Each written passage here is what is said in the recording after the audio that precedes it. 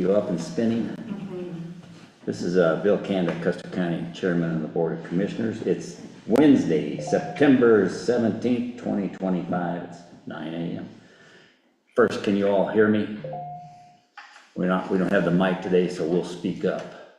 Correct? Okay. Also, we're going to leave the flag in the back of the room, and we'll convene this meeting right now. And would you please stand for the pledge?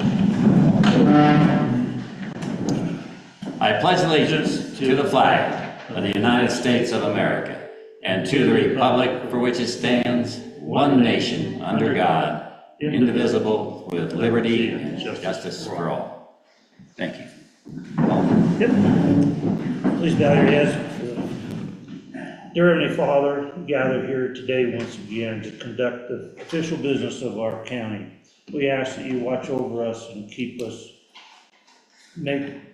and help us make the managerial decisions that are needed to be done today that benefits our citizens of our county. We ask for your guidance and blessings, not only today, but for every day forthcoming. We do this in your holy name. Amen. Amen. Thank you, Paul. Roll call, Kelly. Commissioner Canda. Here. Commissioner Epp. Present via Zoom. Commissioner Vogelsong. Here. County Attorney Dan Slater. Present by Zoom. BOCC Admin Caitlin Womack. Here. And Clerk to the Board Kelly Camper present. Okay, thank you, Kelly. Start here. Who's online? We got 5 online.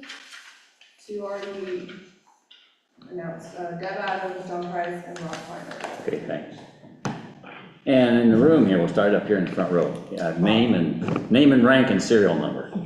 Silver 523. Brian Shepherd with Visionary Broadband. James Gilbert. Elena Crawford, Planning and Zoning. Vicki White, Department of Human Services. Jim Shaplin. Virginia Tribune, Treasurer.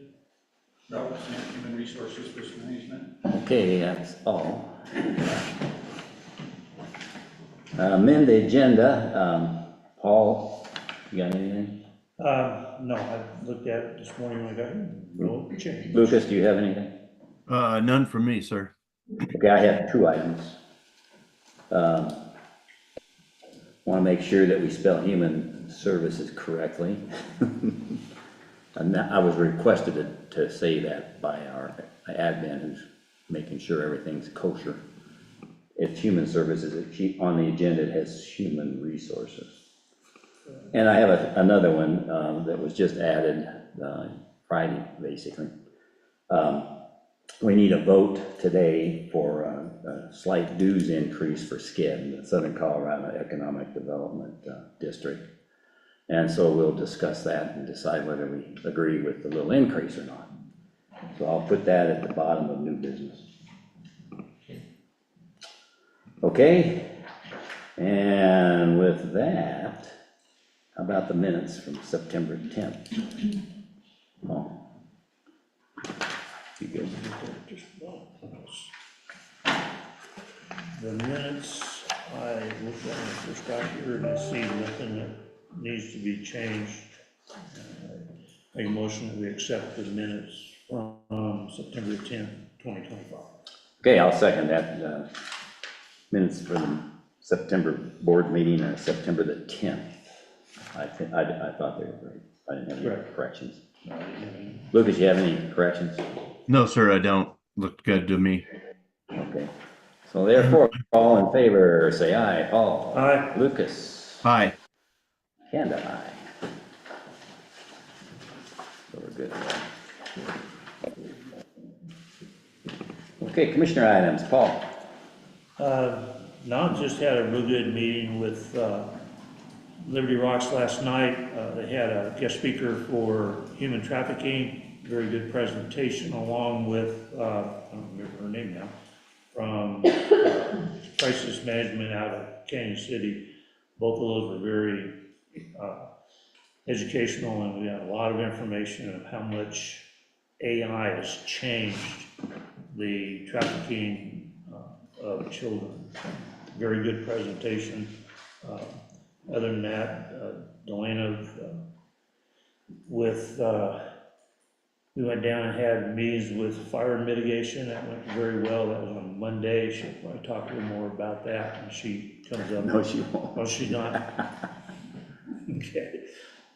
They basically went over all the fire mitigation, like the 5 foot, the 30 foot, the 100 foot, and the requirements there that, and then they went over how to make your decking a little better, fireproofing and everything is very good. I'll be putting out some information on that at different meetings and everything. But like, if you have a house and all of a sudden you have a redwood deck, then you just increase the availability of burning wood next to your house. So we went over a few things there about how to fireproof decking and stuff like that. So other than that, that's the report. Okay, thanks. Lucas, got anything? Yeah, so trying to finish up the audit with Sam DiNardo. We just had some ARPA questions that remained. The sheriff's items, all the stuff he's gotten through the DRMO or the surplus from the military, and finishing up some grant stuff with them. And then Vernon and I are trying to work through the last sign-on site with Firesight, the IRS's online business, since we're supposed to file all our paperwork online already. But it keeps either freezing up or kicking us off or doing something. So we keep pushing it up the chain to hopefully get on there, and then we'll get fingerprinted and hopefully we'll be done with that, and we can file all our paperwork through them. Even sending it certified mail. The IRS says, we didn't get this and we didn't get this. Well, we know you got it because we sent it certified, but we'll get worked through that, and then just starting budget items. So, yeah, that's about all I got. So,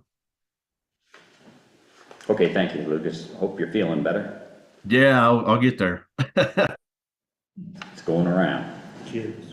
Okay, I had a couple things just real quick. The airport board is working hard to get the survey completed for the boundaries and the lots as well. And they're finishing up working with the surveyor to do that.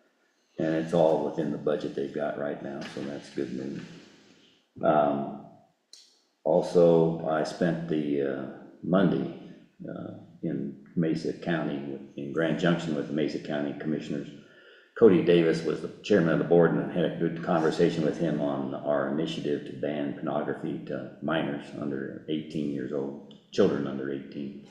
And they really appreciated their in-person meeting, because we were able to describe what our resolution was that we passed and that we sent to every legislator, as well as all the commissioners in the state back in February. And so, of course, a lot of that, goes into emails that don't get read and things like that. So it was important to see it in person.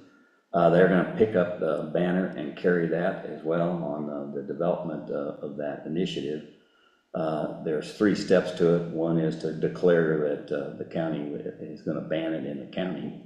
And then how do you enforce that? That comes with how do you implement the ability to turn off the pornography into the homes, and as importantly, into municipal buildings, school buildings, and that kind of thing. That technology exists already to do that.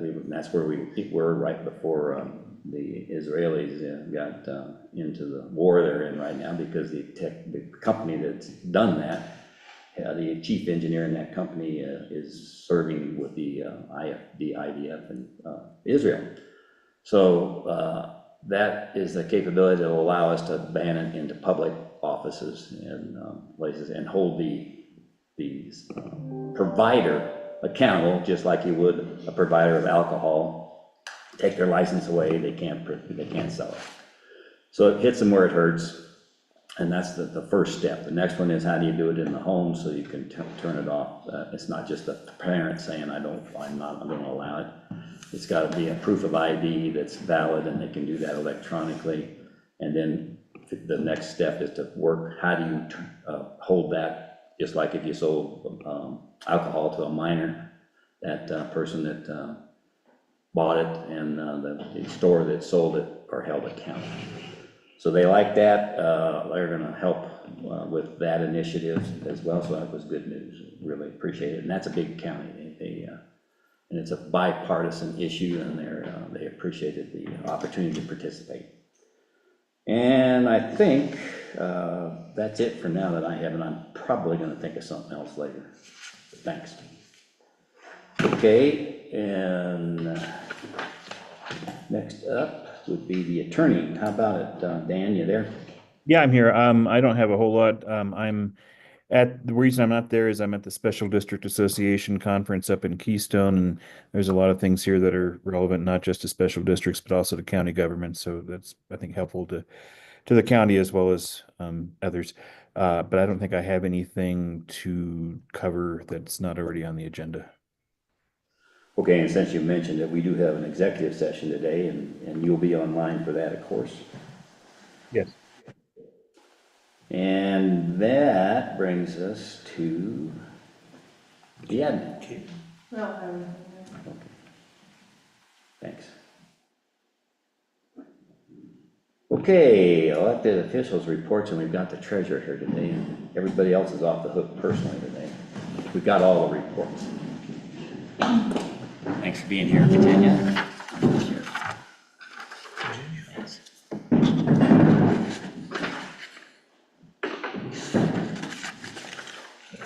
And you want me to leave one for Lucas? Yeah. Thanks. Do you want one?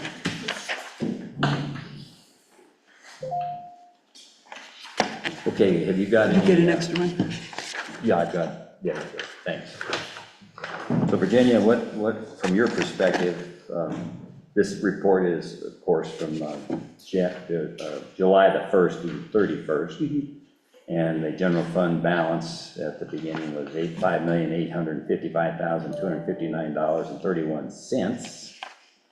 And at the end, the general fund ended up at $5,720, Are there any issues on any of the items with either within that or elsewhere? No, we don't have only collect 219,000 left to collect. 219? That's getting down to the end. Yeah, getting down to the end. Okay, so the total for that report is $11,508,030.75 at the beginning of the month. It ended at $275,372.72. Any issues, Paul? You see anything to highlight? No, unless Lucas has anything. Lucas, you got a copy? No. Yeah, I got a copy. You gave me the copy, but you have it online? She took a snapshot picture of it for me and texted it to me, so I'm looking at it right now, and I don't see anything that looks out of About that, huh? whack. Yeah. Good. Technology. Technology helped us that time. That's right. It hasn't helped us. Nobody can log in because this server's down here. Yeah, if I hadn't done this yesterday, If you hadn't done this, we wouldn't have wouldn't have had one. Love technology. Okay, I move that we accept the report. I'll second that. Okay, any other discussion, comments? Okay, all in favor, say aye. Lucas? Hi. Vogel, aye. Kanda, aye. Thank you, Virginia. Sign that. That was nice and sweet.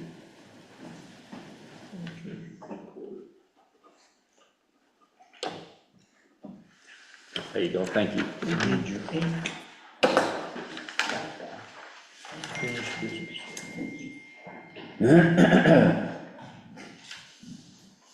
Okay, that took care of that. Staff report wise, we've got Vicki here today. Department of Human Services. Yep. She aims to serve, she's not a resource. Thanks,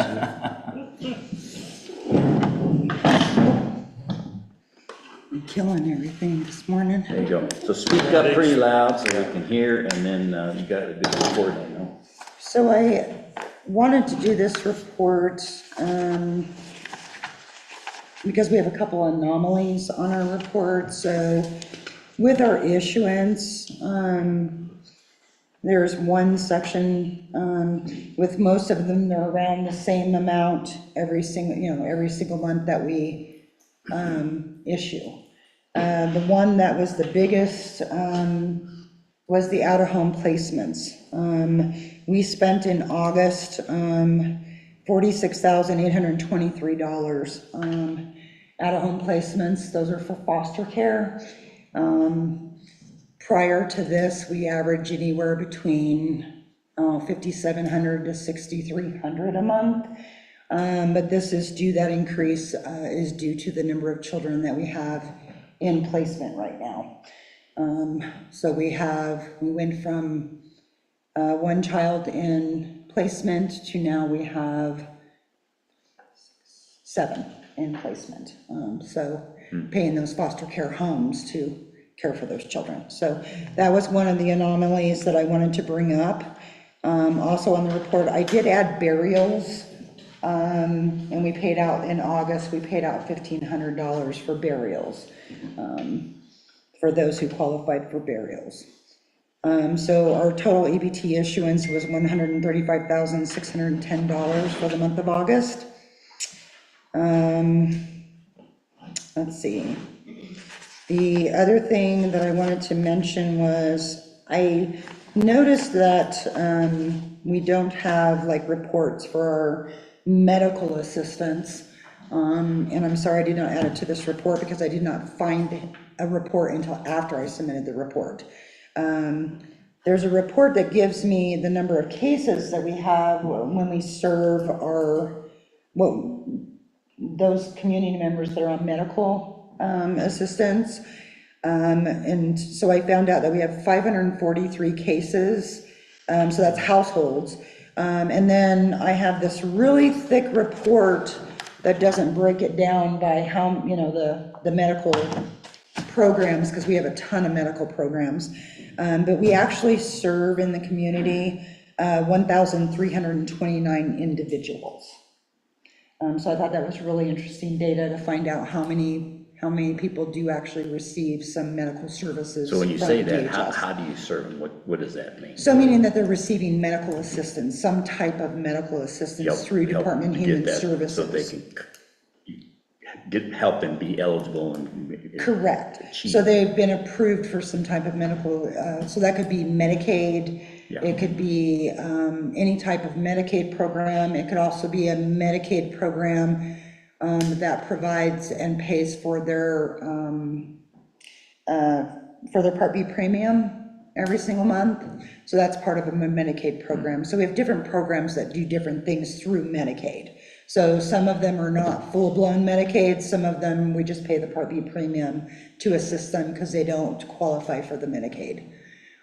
So there's quite a lot of different Medicaid programs out there.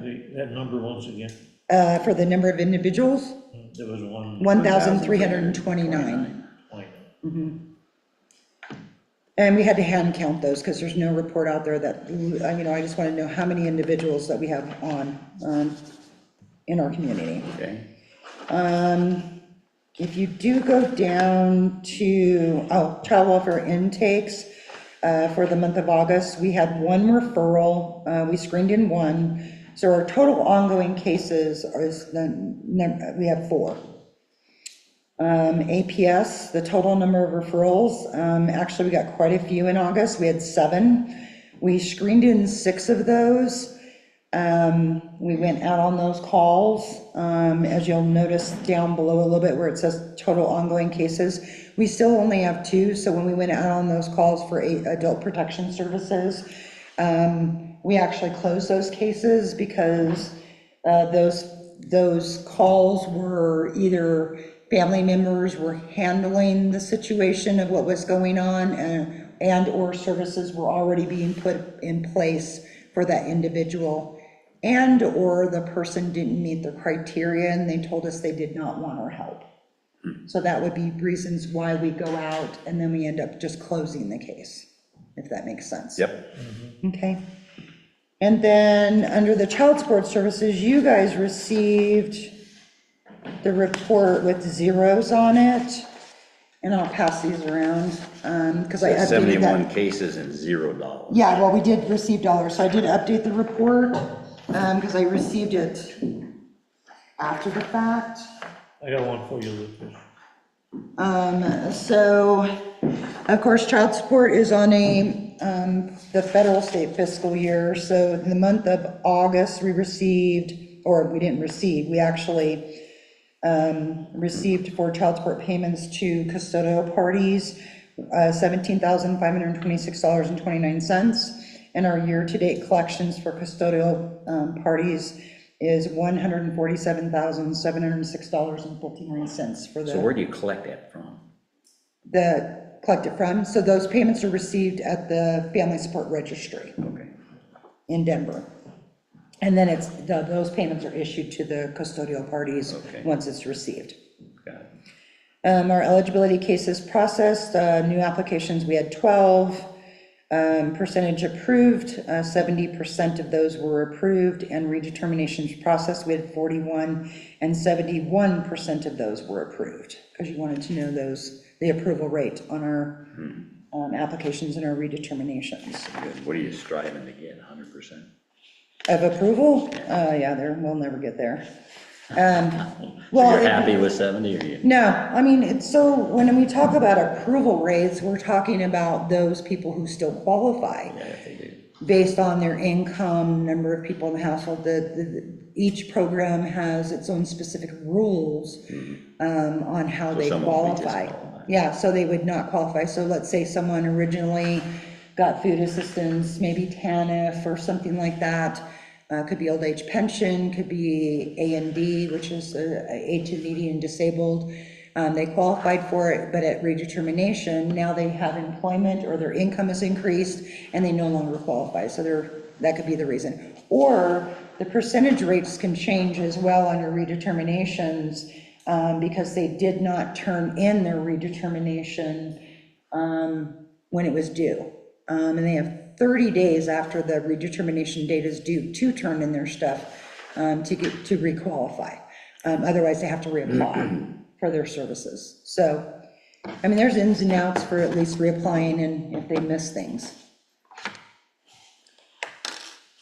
Any other questions on the actual report itself? All the colored, all of the colored charts that I submitted as well are just from that report that compares from last year to this year.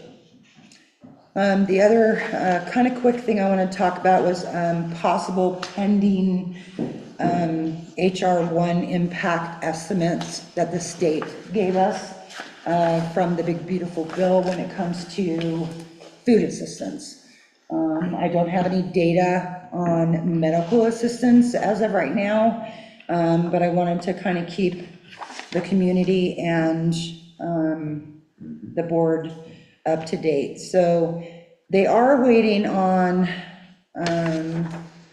FNS guidance. So the state even does not have like 100% data, but they wanted to kind of let us know with the food assistance. So on this slide here, the impact of changes on the immigration status, and this is for the entire state of Colorado.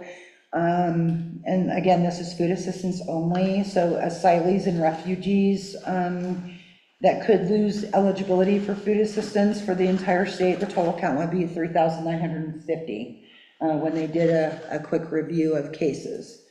If you go to the next slide. So ABODs are able-bodied adults without a disability. So these are people that the state considers deemed that they could find employment. Say that again, ABOB. ABOD is a adult,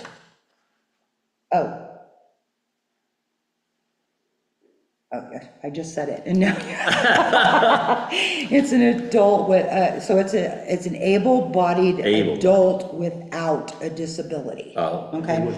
So that's Without a people- disability. So that is age group 55 to 65 years old. So we're talking about work requirements. This is the big beautiful bill is talking about, where people will have to work at least 20 hours a week or 80 hours a month. So these are And people that are already on food food assistance. assistance, but they're able to work, so. They are, yeah. So we've been in exempt status with the state, the whole entire state pretty much for ABODs for quite a long time, where people could just apply and get food assistance if they didn't have a job or whatnot.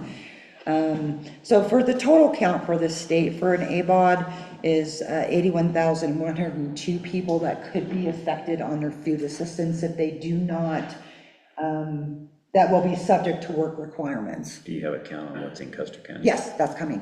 Oh, cool. I wanted to show you I knew that. yeah, statewide compared to Custer County. The next slide.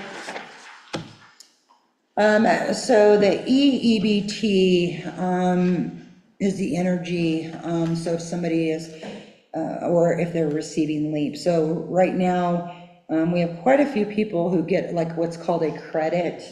It's calculated into the food. It kind of gives you a credit so that it increases your food assistance a bit. If you're receiving LEAP or have been in the last 12 months. The EEBT, it's about, I think it's $21 they gave everybody who was on assistance. Anyone who was on it, on food assistance, got it this year.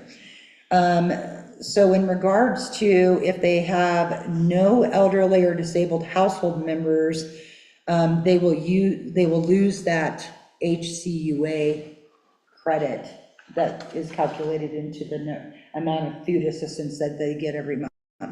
So the effect on that, and the HCUA is the heating and cost utility allowance, is what that stands for. It's just an allowance that we give that increases the food assistance. The total count for the entire state that does not have an elderly or disabled household member in their household receiving food assistance is 207,425 people that could be affected in regards to that. So it's how, that was Credit. heating. say It's again. heating and cooling utility And- assistance. Okay. So we'll go into the next slide. If you go, I think it's going to be the next page that actually, oh, I'm sorry, go back up. I'm sorry. We're not on this. So this has to do with the, yes, we're still on SNAP. So this is going to give you a breakdown of each that we just talked about of the different things and based on county. So notice Custer County is not on this slide. This is the asylees and refugees because we don't have any in our county. So it does not affect any asylees or refugees in our county. The next slide, Custer County, I have it highlighted there. And this is the number of clients with the adult, the ABODs, that could be affected. Now, these are just numbers based on, so we have a total of, so we have 55 to 65 years old. We have 47 in our county that receive assistance. We have exempt former foster care that have aged that are 24 or younger. We don't have any. We have 2 that are considered exempt homeless. We have, we're not showing any that are veterans in the system from the state. And 14 to 18-year-old in the household, we have 8. And so our total count is 57 that could be affected by HR 1. And that's the one where the work requirements would come in effect for the 20 to 80 hours a month. 20 hours a week, 80 hours a month work requirements. If you go to the next slide, the heating and cooling, next slide, sorry. I was trying to show everybody all counties. This is the heating and cooling utility allowance. So it looks like for Custer County, the EEBT, we have 112 people that get the EEBT and 22 that at least are in our system. We probably have more that are LEAP, but that's just something in the system that might be checked or not checked that the state found that could be. This is what the state level sees. That's what the state level sees. And so we have no elderly or disabled members in regards to that heating and cooling credit. Okay, No, that was a lot in a very short time, I know. good job. I have one question on the exempt homeless. We have two.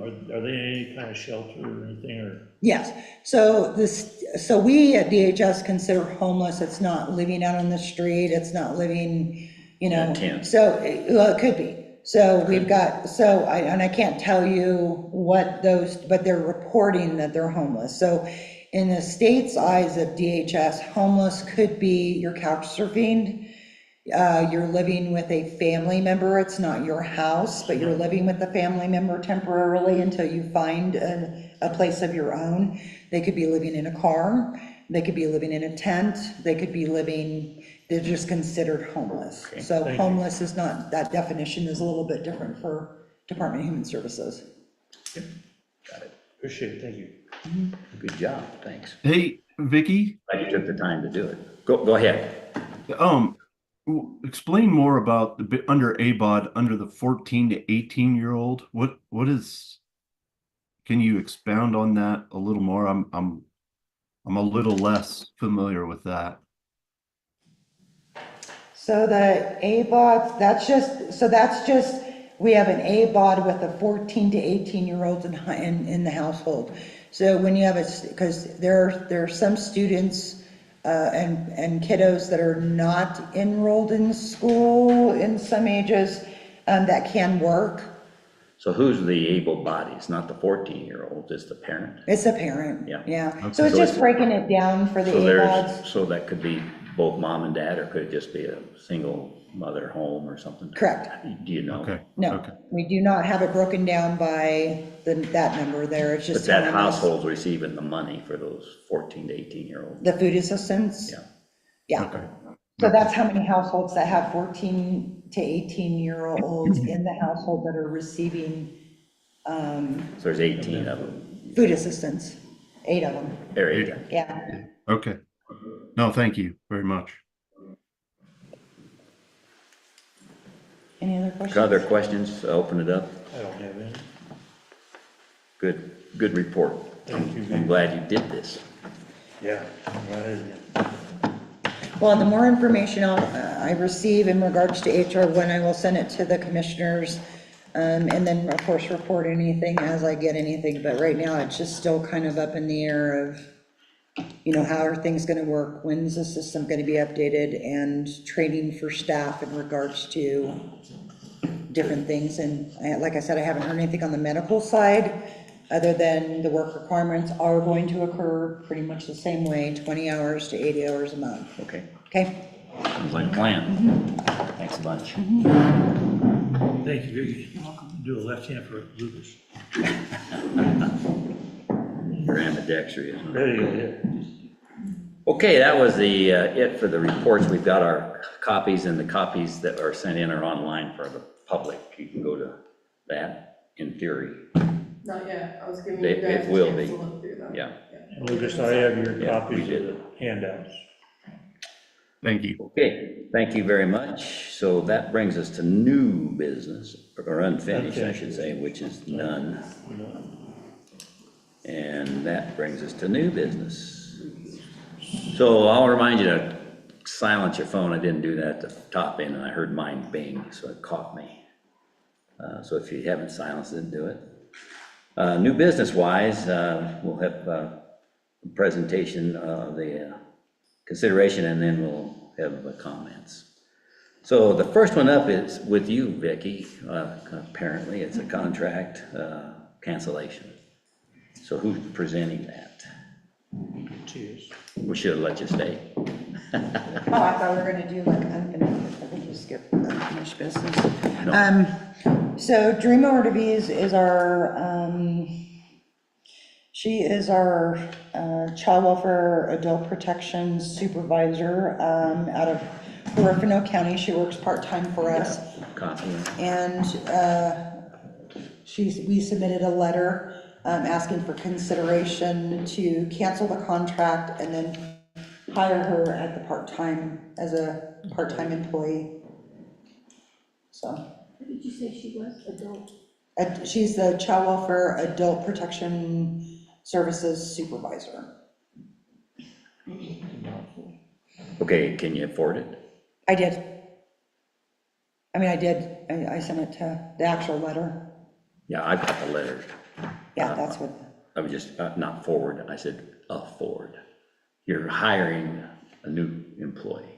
well, she's not, I mean, we have her under contract, so It's we're just asking So to, you're changing that over. they're just changing it over So to. it's not changing any. Not changing Okay. any, Just monies, changing not status. changing anything else, it would just be, she would just be a part-time regular employee as opposed to a contract employee. Okay. It makes sense. Okay, any discussion? Before we do that, I'll move that we approve this Correct. change. I was just getting ready to. I'll second. Okay, it's been moved and seconded to accept the contract and change and turn her into a You get all part-time that, employee. Kelly? Cancel the contract. We'll cancel the contract and Correct. move it into a part-time. Okay, any discussion up here? I don't have any comments other than what we've done. I do not. Comments worldwide? Okay, all in favor of the motion, say aye. Paul? Aye. Lucas? Aye. Lucas, aye. And a aye. Thank you again. Thank you again. Thank you.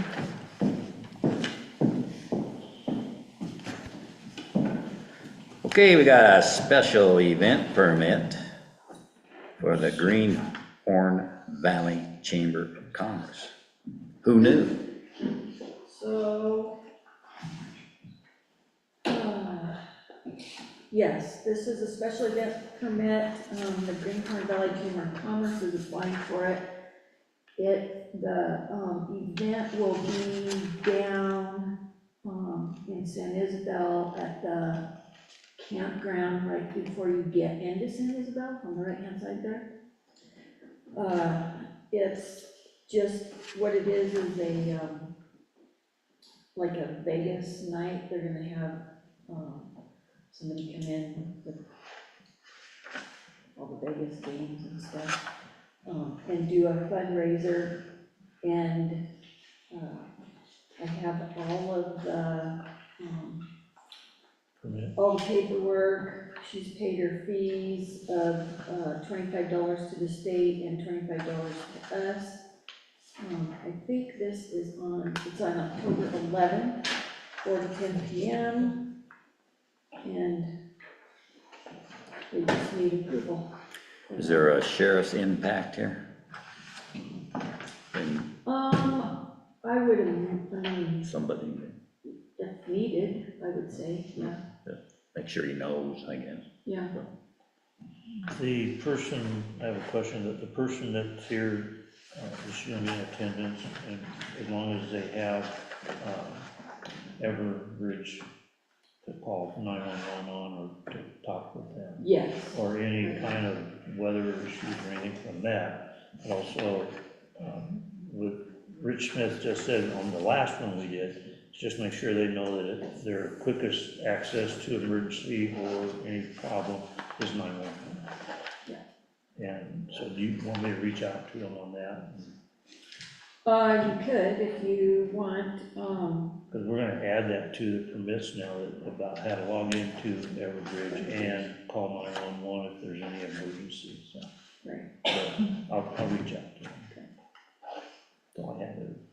It looks like everything they got. Okay, do I have a motion? I'll make the motion that we accept the special event permit for the Greenhorn Valley Chamber of Commerce for the date, once again, the 11th, October 11th. October 11th, 2025. I'll second it. So any other discussion here? Comments out? Online, anything? Okay, hearing none, I'll call for the vote. All in favor of approving the application for the special event as moved, say aye. Paul? Aye. Lucas? Aye. Kanda, aye.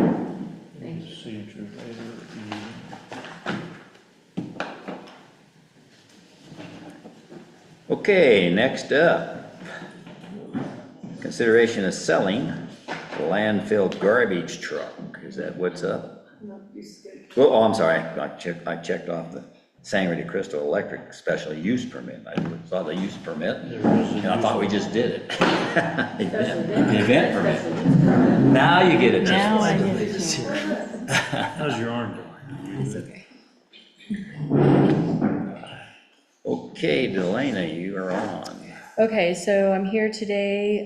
The planning commission met on September 8th to hear a special use request from the Sangre de Cristo Electric Association, who is leasing land to Visionary Broadband. The request pertains to the installation of a 60-foot monopole tower within Zone 2 off of Kettle, where the substation's already at. The planning commission voted unanimously to recommend approval of the permit request to the county commissioners. The individual votes were stated in the paper that I sent you guys. And the gentleman is here today. Is that their actual transfer station location? No, For, for the tower? I don't know, you can ask. Is that where the current transfer station is currently, or is it a different location? You mean where the current tower is? Or- Yes.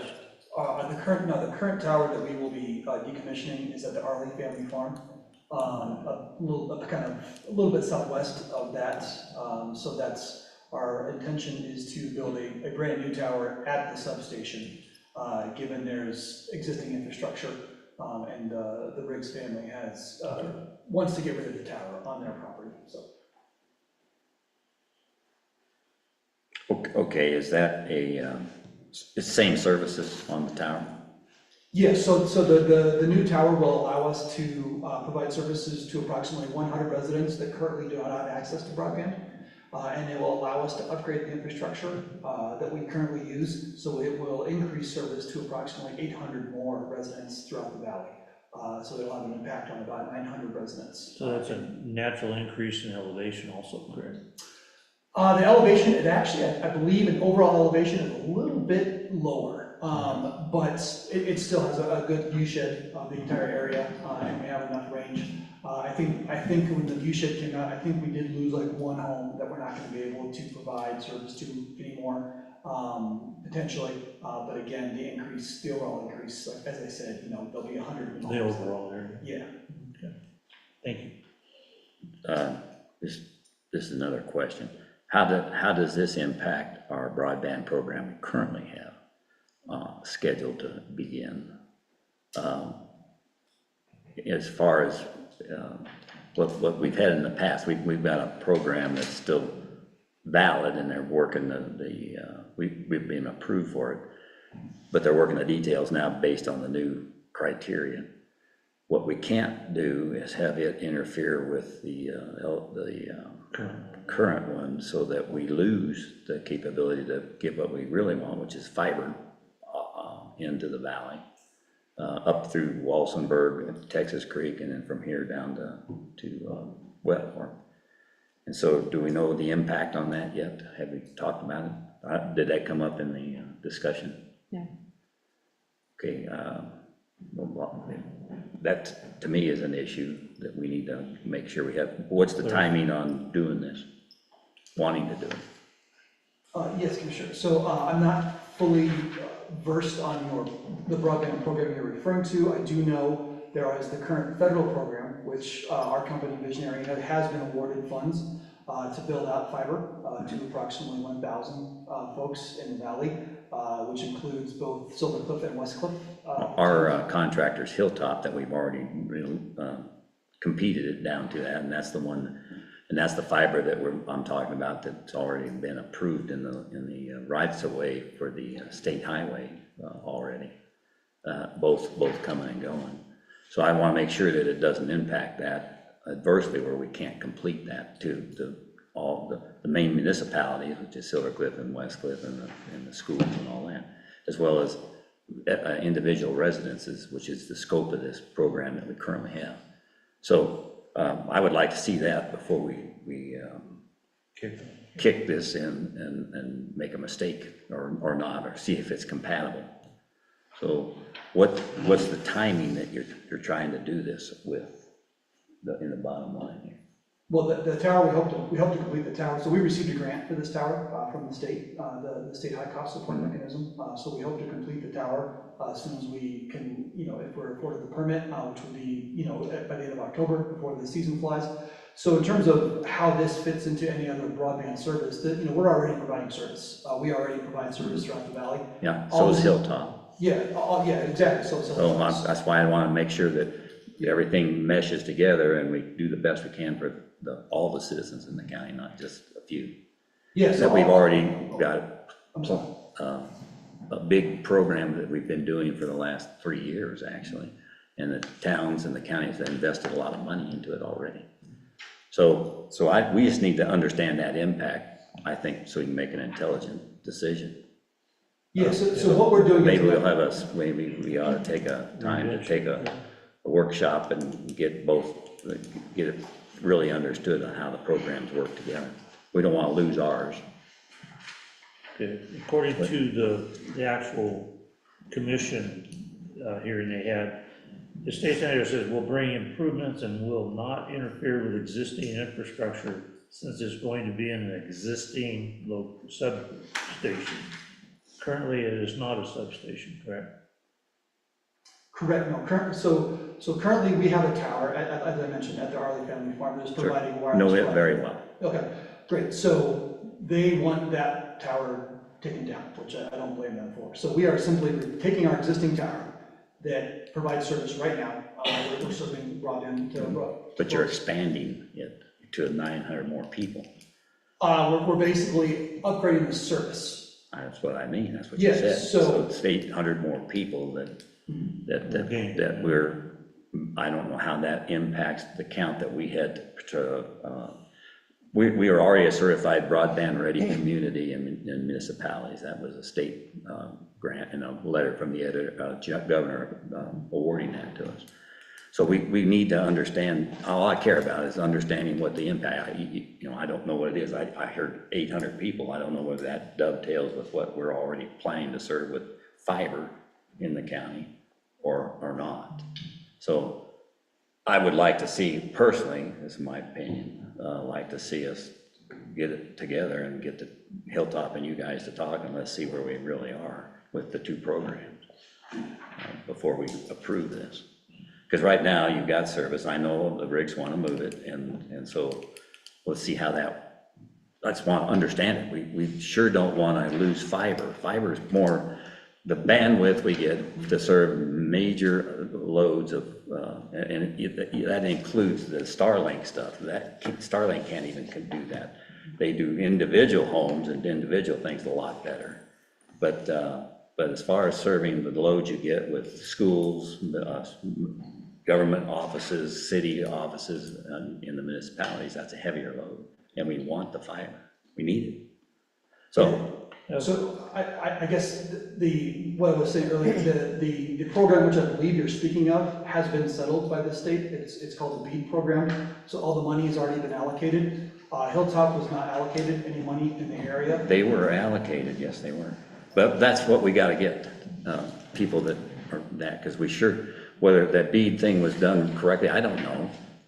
And I don't know why, if Hilltop was competing for it, how come that was left out? Maybe they didn't get the big picture on what we've already been approved for. And that was a BEAD program that we were in. So, but I would like, before we move forward, I would like to have a workshop to do, that's my opinion. I just have one more question, the date and timeline for the grant, is there a drop dead date that we're looking at? Ideally, we had a 2-year window. Basically, that 2-year window expires at the end of this year, but the state will allow us to file an extension, Right. as long as we're moving forward. Right. The state will, is happy to. Not gonna drop dead next Friday? Exactly. No. Exactly. Yeah. So that's just my 2 cents worth from a So discussion. do we need additional information? I believe so before we move We just forward. need to see if there's any repercussions in that overlap. Lucas, your comment? Yeah, so we can put up tower after tower, tower after tower, tower after tower, and we're all fed off the same fiber. So when fiber gets cut, we're all done. It affects our businesses. It affects the people that work here from home. It affects the county's business. And I don't like how the state implemented all this money. I have publicly stated that before, and I'll state it again. I wish they would have looked at every county that only had one fiber route in and said, that's our priority. Those counties are the counties that are going to get the money, and we're going to put secondary fiber in to give us better backhaul. I think we want to get everybody service, but if the one line that feeds all the service goes down, nobody has service. So I'd be all for a workshop on how this is going to affect and where we currently are with our own bringing up a secondary fiber line to our main communities and our hub around Silver Cliff, West Cliff. So that's my 2 cents. To bring that up, because we experienced that in spades when somebody cut a line in Cripple Creek. And it not only impacted just the communications, it was a safety issue too, in the jail or in courtrooms, etc. So we need to have a real discussion. I understand from and I appreciate the zoning and what they did, but without the data, as far as a tower, this would be they're approving a big tower, and I guess the hearing had people that would have, I don't know if they did have people around them complain about another tower in there. Yeah. So I don't think even that was complete enough either to understand what's happening, because most people don't like to see a big antenna sticking up in their view of Horn Peak.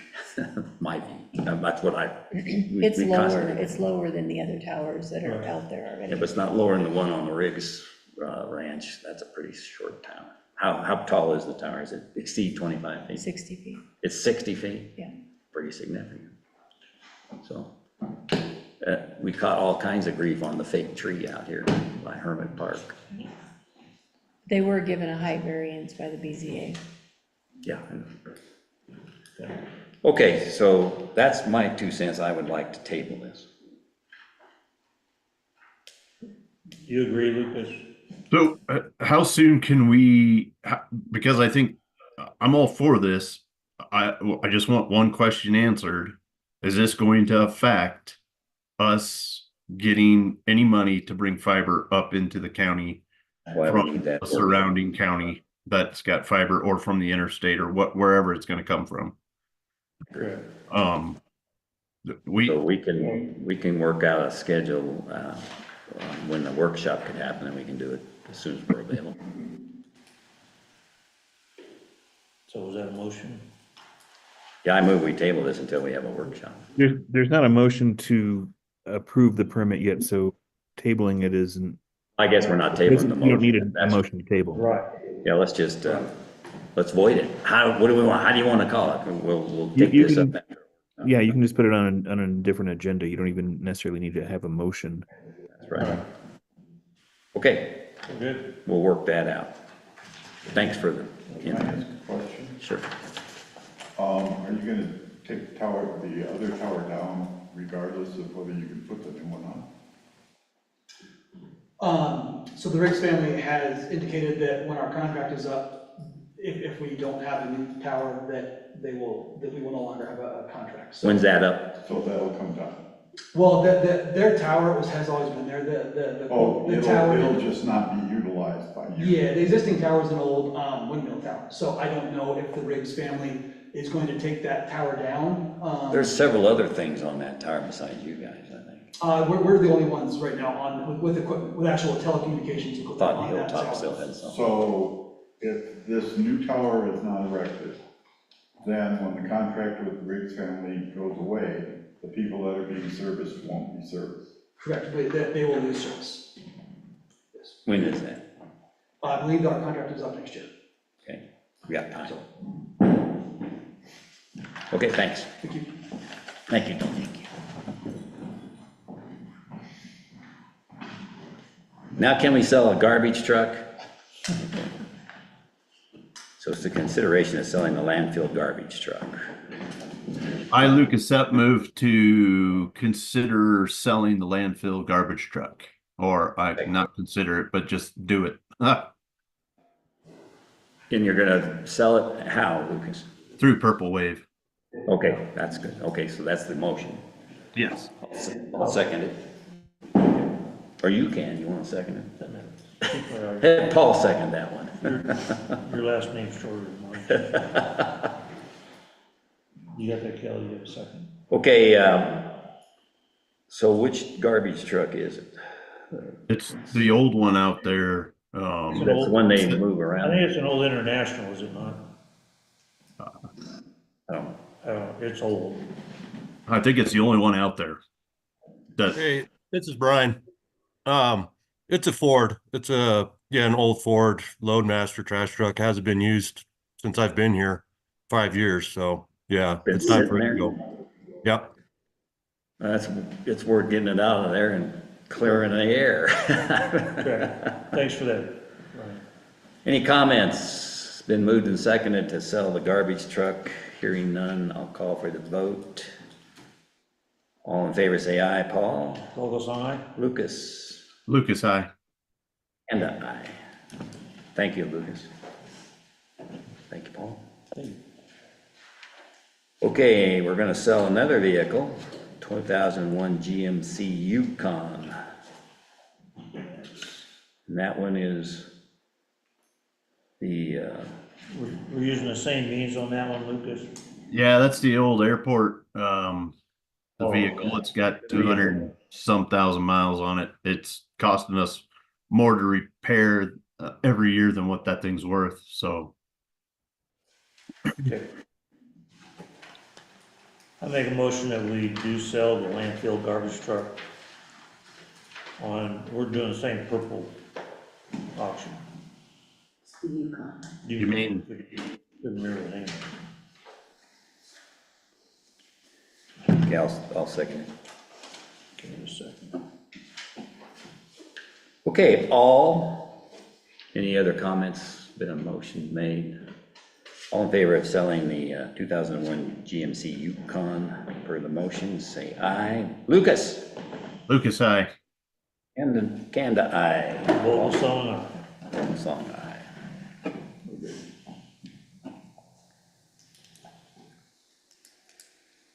Okay, that's the end of the new business. Any additional items we haven't Oh, just missed? Well, you had added an item. Right, I'm gonna hit that if there's anything else. nope. Okay. No. Wait for that. Okay, let me get okay, what I added was this increase in the dues to all the counties that are served by the Economic Development District. And those counties are BOCC County, Bent County, Chaffey County, Crowley County, Custer County, Fremont County, Warfano County, Kiowa County, Lake County, Los Animas County, Otero County, Prowers County, and Pueblo. The dues increase, they haven't had an increase, I think it's remained the same from 2023 to 2025. And it needs to be updated due to the population change based on the latest census. And the 2023 Dulles population census showed an increase, slight increase, in some cases a decrease. Custer County shows a population, according to that census, of 5,546 people. Pueblo County is 169,427, and the next biggest county is Fremont at 50,359, and the next one after that is Chaffey with 20,598. Those are the big heavy hitters. Otero's got nearly 20,000, Los Animas has 15,000, and the rest are in the 5,000s like us. So they wanted, and I was I'm on that board, and so there was several proposals that really jacked it up high. And then they realized if you haven't got the money to pay for it, you can't economically develop anything anyway. So they started trying to figure out a better way to handle it. And they came up with the idea of using the populations in differences in the counties. Some went down, some went up. And then using a multiplier of 0.3 on it to come up with the new dollars. And so Custer County would consequently raise it a few bucks from something above 1,000. It would be $1,663.80 for our contribution, which keeps it in basically the range it is now. And of course, the Fremont County would be paying 15,000, and Pueblo County be paying 50,800 roughly, and the others around the 4 and 5s. So that's the budget. That would give them a budget number of $96,202.80 for the skid to use. So that's what needed to be done. It had to be done today, no later than 5 o'clock today. They started discussing it on last Friday. Went through all this, and that's why I had to put it on the agenda without it being put on sooner. So I wanted to have us consider that, and I would move we approve this to get the discussion going. And that would be, I would approve paying the $1,663.80. I'll second. Okay. So moved and seconded to accept that dues amount. Any discussion more here? So I attended the meeting through Zoom on the 8th, and I have some concerns. Fremont County has not made their fees, dues, whatever. They haven't paid them for the last 2 years. And from the conversation that I heard in the room, it didn't sound like, and they weren't represented there either, but it didn't sound like they were interested in continuing.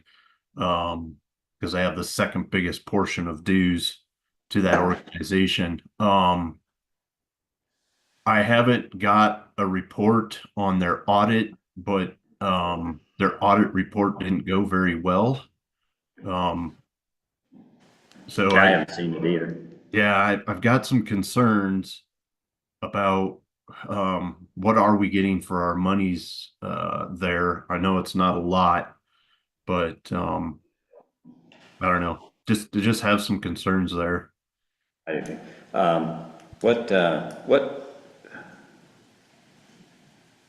No, I haven't seen it. I don't know even what Pueblo's done. So if the 50,000 from Fremont County goes away like it has been for the last 2 years, our contribution stays the same, correct? Unless Yes, it does. It's only based upon population. It doesn't then re-ascertain, or it doesn't redistribute. And we have to pay more because Fremont's not paying their share. I think we get That's right. greatly reduced services out of this organization because there's just not enough.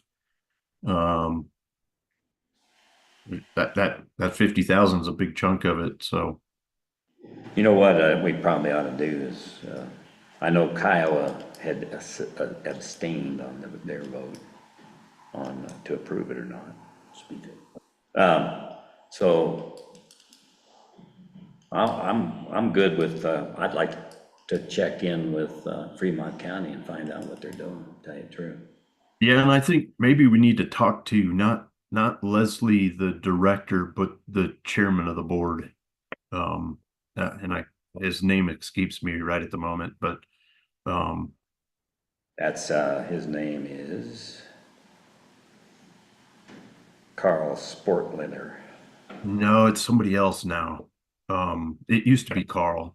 That's what I see here. It said, well, no, it's not now. I see it now. Okay, yeah, let's, I'm all for that. I'll do that, Lucas. Let's table this then. Okay. Can you give me Fremont's amount again? Yeah, Fremont's amount is $50,828.10. I'm gonna check with Pueblo, too. Yeah. Pueblo made comment that their budget, because of what's gone on with the coroner, their budget for this next year is completely in right, Well, they they've did got say. some hard decisions to make. And dues and meetings, stuff like that is probably on the chopping block because they have to provide the services they have to by statute, and this is not a statute service, so. SCED has had a lot of problems, and, you know, I've been involved with them for a while, and, they're on thin ice. So, okay, let's table. Table. All in favor of tabling it? Lucas? Well, we got a motion and a second on the table. So we just need to let the vote die out, I guess. Oh, yeah, that's right, we do. Okay. Just rescind the motion. Just let it die, Yes, then you can move it to. Okay. yeah, Did you hear that, Lucas? No, I didn't. we're gonna let it die. Okay. Okay, Well, hold on. You Has, gotta take the vote to let it yeah, there's die. not been you've got a motion and a second on the floor. You've still got to have a vote. now we're gonna call the vote. So all in favor of approving the motion, say aye. Lucas, nay. Vogelsong, nay. Candidate. Okay. That gets us to a executive session, or public comment, I'm sorry, first. Any comments today? All right, hearing none. Hey, Bill. Yeah, Hey, I just want to thank all those online, that take pride in our county, listen to our meetings, go through our meetings. Those both online and in person that are here every week. So I appreciate you all very much, and thank you for being part of this process. I think we all do, and I'm glad you brought that You up. bet. Thank you. Gives us that extra insight. Okay. I'll tell you what, let's You got Rob Klein raised his hand. oh, okay. Rob, go ahead. Yeah, we just, the people out here, yeah, whether it be online or in the audience, I'm sure, we appreciate what you guys do. So you are not forgotten. Thank you very much. Thank you. Okay, so do we want to take a break before we go into this Good formally? one. You bet. We're making a motion. Yeah. Make a Yeah, motion so that I can set up. That's- Yeah, let's do that. I think you're right. You have to- All right, so I'll entertain a motion to move into the executive session for the purposes of receiving legal advice from our attorney on pending employment litigation pursuant to Colorado Revised Statute 24-6-402, Prin 4, Prin B, with the following joining the board for this session: the county attorney, the clerk, BOCC admin, and our HR director. I'll second that motion. Okay, all in favor of doing so, say aye. Lucas? Lucas, aye. And aye. Vogelsong, Okay, let's take a break.